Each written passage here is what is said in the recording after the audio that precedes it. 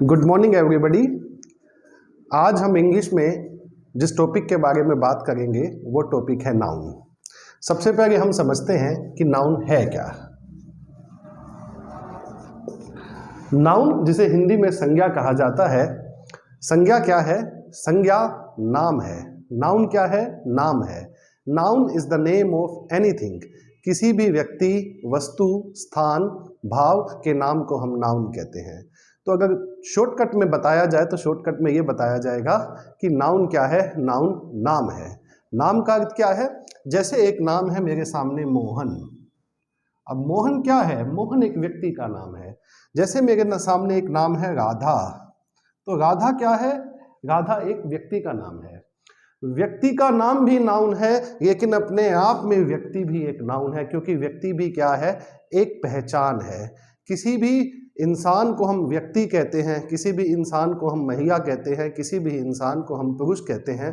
पुरुष भी एक नाम है और पुरुष का भी नाम होता है।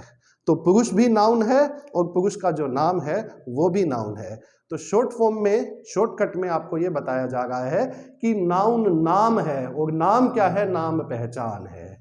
पहचान किसकी? व्यक्ति की पहचान। व्यक्ति की पहचान व्यक्ति से भी है, व्यक्ति की पहचान व्यक्ति के नाम से भी है। स्थान की पहचान, स्थान की पहचान स्थान से भी है, स्थान की पहचान स्थान के नाम से भी है। वस्तु की पहचान वस्तु से भी है, वस्तु की पहचान वस्तु के नाम से भी है। स्थान के नाम की हम बात करें, जैसे विलेज। विलेज क्या है? एक स्थान के नाम है, एक स्थान की पहचान है। एक क्षेत्र को हम विलेज कहते हैं। लेकिन अगर मैं नाम ये दूं, नाम ये देता हूं, मान लीजिए जैसे पृथ्विया। अब पृथ्विया क्या है? विलेज का नाम है। तो पृथ्विया भी क्या है बेटा? एक नाउन है। लेकिन विलेज भी तो अपने आप में एक नाउन है, तो विलेज भी क्या हो गया? नाउन हो गया। तो नाउन क्या है? Noun is the name of anything. यानी नाउन जो है वो नाम है। नाम, किसी कोई भी नाम जो है वो नाउन है। यहां तक सबको समझ में आ गया? अब आगे बढ़ते हैं। देखिए, जब नाउन के हम क्लासिफिकेशन की बात करते हैं, नाउन के वर्गीकरण की बात करते हैं, तो नाउन को दो हिस्सों में बांट दिया जाता है। पहले हिस्से को बोला जाता है काउंटेबल नाउन और दूसरे हिस्से को बोला जाता है अनकाउंटेबल नाउन। तो नाउन को दो वर्गों में बांटा जाता है। नाउन का वर्गीकरण दो प्रकार से किया जाता है। पहला है काउंटेबल नाउन और दूसरा है अनकाउंटेबल नाउन। काउंटेबल नाउन क्या होता है? ऐसा नाउन जिसे गिना जा सकता है, जैसे बॉय, इसे आप गिन सकते हैं। जैसे टेबल, इसे आप गिन सकते हैं।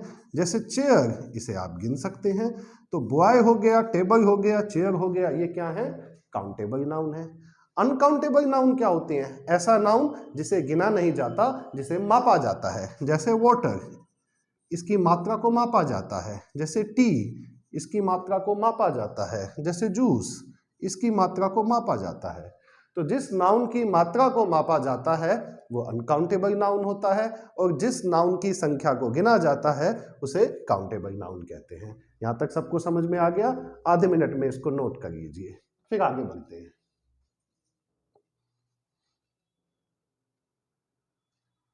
हो गया सभी का? चलिए अब आगे चलते हैं। अब ऐसे ही जो काउंटेबल नाउन है और अनकाउंटेबल नाउन है, इसे नंबर के आधार पर, इसे वचन के आधार पर दो भागों में बांटा जाता है। हिंदी में आपने वचन पढ़े होंगे, एक वचन और बहुवचन। ऐसे ही काउंटेबल नाउन और अनकाउंटेबल नाउन को वचन के आधार पर, नंबर के आधार पर दो भागों में बांटा जाता है। वो कौन से दो भाग हैं? एक है आपका सिंगुलर नाउन और एक है प्लूरल नाउन। ऐसे ही अनकाउंटेबल नाउन को भी वचन के आधार पर दो भागों में बांटा जाता है। एक है आपका सिंगुलर नाउन और दूसरा है आपका प्लूरल नाउन। जब काउंटेबल नाउन को नंबर के आधार पर दो भागों में बांटा जाता है तो सिंगुलर वाले पार्ट को बोला जाता है सिंगुलर काउंटेबल नाउन और प्लूरल वाले पार्ट को बोला जाता है प्लूरल काउंटेबल नाउन। ऐसे ही अनकाउंटेबल नाउन को जब नंबर के आधार पर दो भागों में बांटा जाता है तो सिंगुलर वाले पार्ट को बोला जाता है सिंगुलर अनकाउंटेबल नाउन और प्लूरल वाले पार्ट को बोला जाता है प्लूरल अनकाउंटेबल नाउन। अब यहां पर आपको एक बात ध्यान रखनी है कि सिंगुलर नाउन के साथ हमेशा सिंगुलर वर्ब का यूज होता है। अब आप लोग पूछेंगे गुरुजी कौन से वाले सिंगुलर नाउन के साथ, काउंटेबल नाउन वाले सिंगुलर नाउन के साथ या अनकाउंटेबल नाउन वाले सिंगुलर नाउन के साथ। तो बेटा सिंगुलर नाउन चाहे वो काउंटेबल नाउन वाला हो या अनकाउंटेबल नाउन वाला हो, सिंगुलर नाउन चाहे वो काउंटेबल है या अनकाउंटेबल है, उसके साथ कौन सी वर्ब आएगी, सिंगुलर वर्ब आएगी। ऐसे ही प्लूरल नाउन के साथ हमेशा प्लूरल वर्ब का यूज किया जाता है। अब आप पूछेंगे सर कौन सा वह प्लूरल नाउन, बेटा वही नियम यहां पर भी लागू होगा, चाहे प्लूरल नाउन काउंटेबल नाउन वाला है या अनकाउंटेबल नाउन वाला है, प्लूरल नाउन के साथ हमेशा प्लूरल वर्ब आएगी। तो आपको यह नियम ध्यान रखना है, इस पर बहुत सारे प्रश्न इस आधार पर बनते हैं और परीक्षा में पूछे जाते हैं। सिंगुलर नाउन आएगा तो सिंगुलर वर्ब आएगी, प्लूरल नाउन आएगा तो प्लूरल वर्ब आएगी। अब सवाल ये आता है सर सिंगुलर वर्ब क्या होती है। सिंगुलर वर्ब बेटा चार होती हैं। कौन कौन सी होती हैं, एक होती है इज, एक होती है हैज, एक होती है वॉज और एक होती है वर्ब की फर्स्ट फॉर्म में जब हम SEIS ऐड कर देते हैं। तो आपको ये चार वर्ब्स याद रखनी है। ये चार वर्ब्स कौन कौन सी हैं, इज, हैज, वॉज और वर्ब की फर्स्ट फॉर्म में जब हम SEIS ऐड कर देते हैं। ये चारों सिंगुलर वर्ब होती हैं और ये किसके साथ आती हैं, सिंगुलर नाउन के साथ आती हैं। प्लूरल नाउन के साथ कौन सी वर्ब आती हैं, प्लूरल वर्ब आती हैं। प्लूरल वर्ब कौन सी होती हैं, जैसे आर, जैसे हैव, जैसे वर, जैसे वर्ब की फर्स्ट फॉर्म। तो प्लूरल नाउन आ जाएगा तो प्लूरल वर्ब, सिंगुलर नाउन आ जाएगा तो सिंगुलर वर्ब। सिंगुलर वर्ब कौन सी होती है, इज, हैज, वॉज, वर्ब की फर्स्ट फॉर्म में जब हम SEIS ऐड कर देते हैं तो वो सिंगुलर वर्ब मानी जाती है।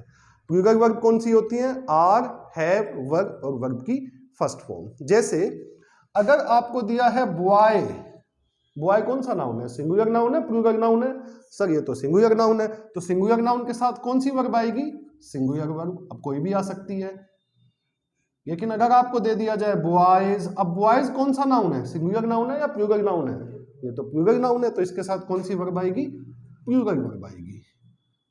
अब बच्चे कहेंगे सर कौन सी सिंगुलर वर्ब आएगी, बेटा वो सेंटेंस पे डिपेंड करेगा, लेकिन आएगी इन चारों में से एक ही। कौन सी प्लूरल वर्ब आएगी वो भी सेंटेंस पे डिपेंड करेगा, आएगी इन चारों में से एक ही। जैसे एक सेंटेंस हम लिखते हैं, बॉयज आर प्लेइंग फुटबॉल,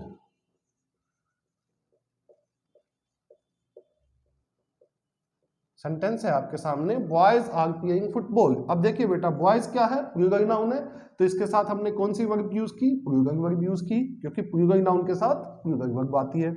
इसी सेंटेंस को ऐसे लिखा जाएगा, a boy is playing football.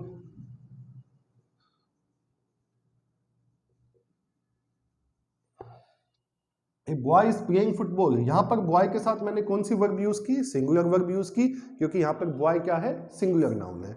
तो singular noun, singular verb, plural noun, plural verb, simple सी बात है। किसी को कोई डाउट, सिंगुलर नाउन के साथ सिंगुलर वर्ब आएगी, प्लूरल नाउन के साथ प्लूरल वर्ब आएगी। सेंटेंस से हमने इस चीज को समझा, बॉयज प्लूरल नाउन है तो मैंने प्लूरल वर्ब लगा दी, बॉय सिंगुलर नाउन है तो मैंने सिंगुलर वर्ब लगा दी। इसको नोट कर लो, ये बहुत इंपॉर्टेंट है, ये काम आएगा आपके।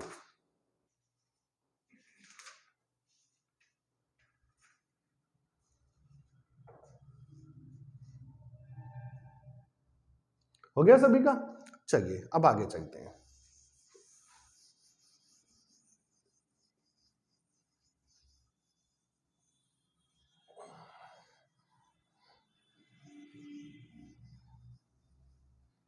अब देखिए हम वो पढ़ेंगे जो एग्जाम में पूछा जाता है और जिसका आधार वो सब जानकारी है जो मैंने अभी आपके साथ शेयर की है।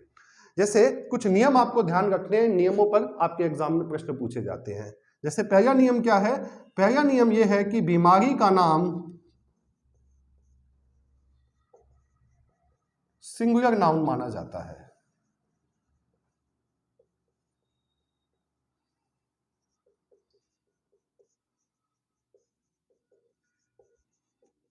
और इसके साथ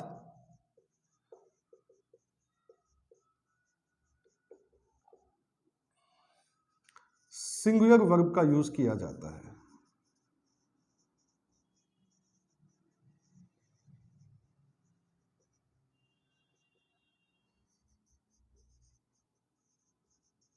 देखिए बेटा पहला नियम क्या है कि बीमारी का नाम सिंगुलर नाउन माना जाता है और इसके साथ सिंगुलर वर्ब का यूज किया जाता है। बीमारी का नाम, जैसे कैंसर एक बीमारी का नाम है, जैसे डायबिटीज बीमारी का नाम है, जैसे कोलेरा बीमारी का नाम है, जैसे मलेरिया बीमारी का नाम है। तो यदि सेंटेंस में आपको बीमारी का नाम दिया है तो बीमारी के नाम के साथ हम किस वर्ब को यूज करेंगे? सिंगुलर वर्ब को यूज करेंगे। आपकी परीक्षा में देखिए प्रश्न कॉमन एरर की फॉर्म में पूछा जाता है। किस तरह से पूछा जाता है देखिए ध्यान से। आपको सेंटेंस दिया जाएगा इस तरह से, cancer are a very dangerous disease.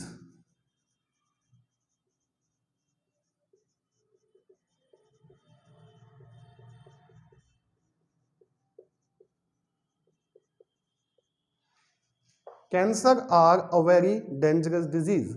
आपके एग्जाम में एक सेंटेंस दिया जाएगा जिसके 4 हिस्से होंगे, जिसके 4 पार्ट्स होंगे, ए बी सी और डी। यदि आपको लगता है कि पार्ट ए में गलती है, एरर है, तो आंसर होगा पार्ट ए। यदि आपको लगता है पार्ट बी में एरर है तो आंसर होगा पार्ट बी। यदि आपको लगता है कि पार्ट सी में गलती है तो आंसर होगा पार्ट सी। और यदि आपको लगता है सेंटेंस में कहीं कोई गलती नहीं है तो आंसर होगा पार्ट डी। बात समझ में आ गई सबको? आपके एग्जाम में कॉमन एरर की फॉर्म में प्रश्न पूछा जाता है। प्रश्न इस तरह से आपके एग्जाम में पूछा जाएगा। आपको यह बताना होगा किस पार्ट में एरर है, किस पार्ट में गलती है। और यदि आपको लगता है किसी भी पार्ट में गलती नहीं है तो आंसर क्या हो जाएगा? डी। अभी हमने पढ़ा है कि बीमारी का नाम सिंगुलर माना जाता है और इसके साथ सिंगुलर वर्ब का यूज किया जाता है। अब पार्ट ए में देखिए, आपको एक बीमारी का नाम दिया है, वो क्या है? कैंसर। ठीक है, कैंसर क्या है? बीमारी का नाम। और हमने पढ़ा था सिंगुलर नाउन के साथ कौन सी वर्ब आती है? सिंगुलर वर्ब आती है। लेकिन यहां पे तो आपको आर दिया है। आर क्या है? प्लूरल वर्ब है। आनी चाहिए थी सिंगुलर वर्ब। तो इसका मतलब किस पार्ट में एरर है? पार्ट ए में एरर है। तो इसलिए इसका आंसर क्या हो जाएगा? ए। सबको समझ में आ गया? मैं दोहराता हूं, आपके एग्जाम में कॉमन एरर की फॉर्म में क्वेश्चन पूछा जाता है। एक सेंटेंस के 4 पार्ट होते हैं, ए बी सी और डी। यदि आपको लगता है किसी पार्ट में एरर नहीं है, एरर का मतलब गलती नहीं है, तो आंसर होगा डी। और यदि आपको लगता है गलती सी में है तो आंसर होगा सी, बी में है तो बी, ए में है तो ए। हमने इस सेंटेंस में देखा कि बीमारी का नाम हमें दिया है और बीमारी का नाम सिंगुलर नाउन माना जाता है और सिंगुलर नाउन के साथ सिंगुलर वर्ब आती है। हमने इस सेंटेंस में देखा कि बीमारी के नाम के साथ हमें प्लूरल वर्ब दी गई है, इसलिए इसका आंसर क्या हो जाएगा? ए। सबको क्लियर हो गया? एक सेंटेंस और देखते हैं। आपके सामने एक सेंटेंस है, malaria are a very serious disease. Malaria are a very serious disease.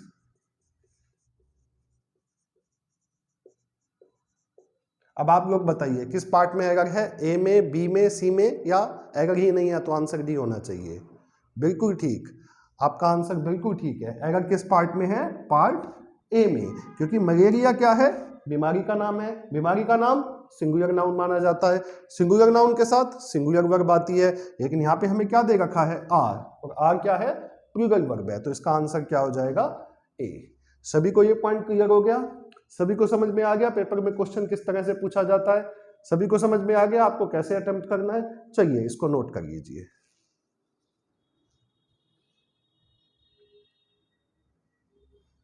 हो गया सभी का नोट? चलिए अब आगे देखिए, अगला पॉइंट देखिए।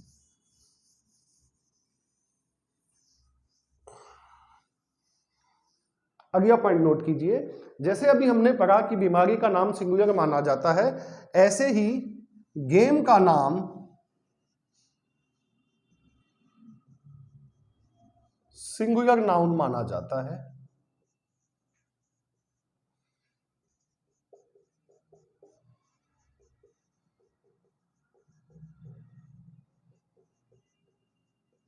और इसके साथ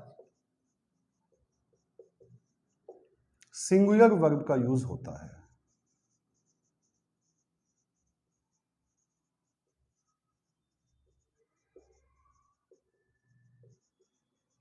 देखिए क्या दिया है आपको? गेम का नाम सिंगुलर नाउन माना जाता है और इसके साथ सिंगुलर वर्ब का यूज होता है। जैसे देखिए एक सेंटेंस दिया है आपको, cricket are played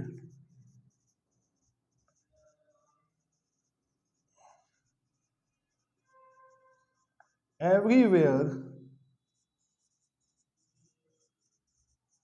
in the world. Cricket are played everywhere in the world. अब आप लोग बताइए इसका आंसर क्या होना चाहिए? वेरी गुड, इसका आंसर क्या होगा? ए।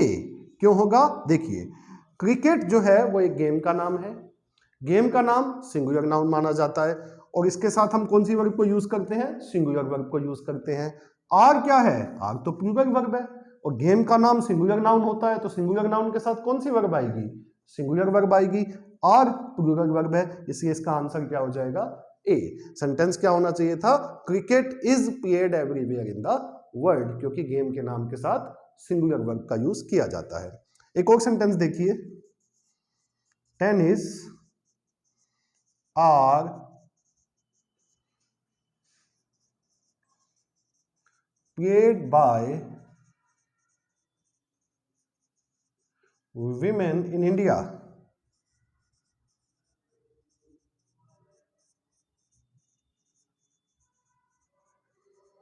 Tennis are played by women in India. Tennis are played by women in India. अब इस सेंटेंस में आप बताइए किस पार्ट में आएगा? गए बताइए, शाबाश, वेरी गुड। इसका आंसर क्या हो जाएगा? ए। क्योंकि टेनिस क्या है? गेम का नाम है, गेम का नाम सिंगुलर नाउन माना जाता है। आर क्या है? प्लूरल वर्ब है, सिंगुलर नाउन के साथ कौन सी वर्ब आती है? सिंगुलर वर्ब आती है, इसलिए इसका आंसर क्या हो जाएगा? ए। करेक्ट सेंटेंस क्या होता? Tennis is played by women in India. तो ये पॉइंट सभी को समझ में आ गया? Singular noun singular verb, singular noun singular verb, इसको नोट कर लीजिए।